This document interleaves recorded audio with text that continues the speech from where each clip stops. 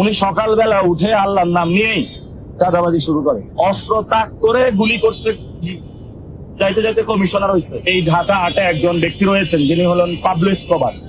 আমরা নাম শুনেছিলাম পাবলো এসকোবারের নাম, যিনি কার্টেল কিং ছিলেন। এখানেও একজন পাবলো এসকোবার রয়েছে। যারা এখানে পাবলো এসকোবার রয়েছে, যত শক্তিশালী হোক না কেন, আমরা তাদেরকে আইনের আওতায় নিয়ে আসবো ইনশাআল্লাহ। এবং সমাজের সবচেয়ে উপরস্থ কর্মকর্তা ব্যক্তি, উনি সকালবেলা উঠে আল্লাহর নাম নিয়েই চাঁদাবাজি শুরু করে। ঢাকা 8-এ অনেকগুলা অসভ্য মানুষদের পাল্লায় পড়েছি। তারা কথা বলে গ্যাংস্টারদের ভাষায়। জুনিয়রদেরকে ভালোবাসা দিতে, রেসপেক্ট দিতে শিখেন নাই। একটা আইয়ামে জাহিলিয়াতে আছি, অসভ্য মানুষদের আমরা পাল্লায় পড়েছি। পাকিস্তানের একজন গ্যাংস্টার আছে দাউদ ইব্রাহিম, তো ঢাকা 8-এ এই ধরনের দাউদ ইব্রাহিমরা চলে এসেছে। গতকালকে একজন বলেছেন সকাল বেলা ঘুম থেকে উঠে আল্লাহর নাম নিয়ে, তারপরে নাকি আমি একজনের নাম বলি, তো আল্লাহর নাম নেওয়ার আগে একজনের নাম নেওয়া বলা শুরু করে। তো এখানে একজন সম্মানিত, সমাজের সবচেয়ে সম্মানিত ব্যক্তি রয়েছেন এবং তাকে সমাজের সবাই শ্রদ্ধা করে এবং সমাজের সবচেয়ে উপরস্থ কর্মকর্তা ব্যক্তি। উনি সকালবেলা উঠে আল্লাহর নাম নিয়েই চাঁদাবাজি শুরু করে, সন্ত্রাসী শুরু করে, দুর্নীতি শুরু করে।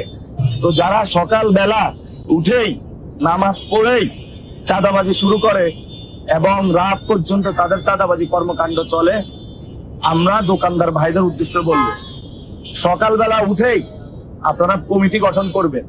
যখনই চাঁদা চাইতে আসবে এই সব লোকরা, তাদেরকে আপনারা ঠেকিয়ে দিবেন এবং চাঁদাবাজ মুক্ত এলাকা আমরা গঠন করবো ইনশাআল্লাহ।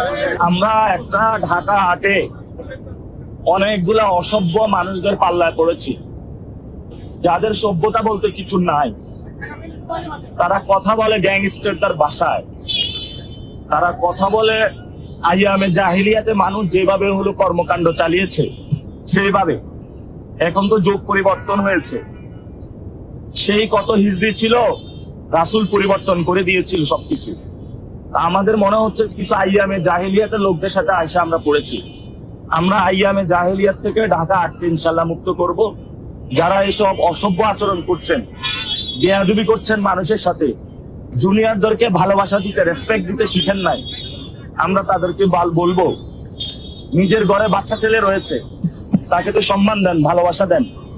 যেভাবে কথা বলছেন, ঘরেও তো মনে হয় যারা আছে তাদেরকে সম্মান দিতে জানেন না। যদি ফ্যামিলিতে মানুষের আপব্রিঙ্গিং ভালো না হয়, যদি ফ্যামিলিতে সুশিক্ষা না হয়, ফ্যামিলিতে যদি সম্মান দিতে না জানে মানুষ, তখন বাহিরে এসে মানুষকে অসম্মানিত করার প্রচেষ্টা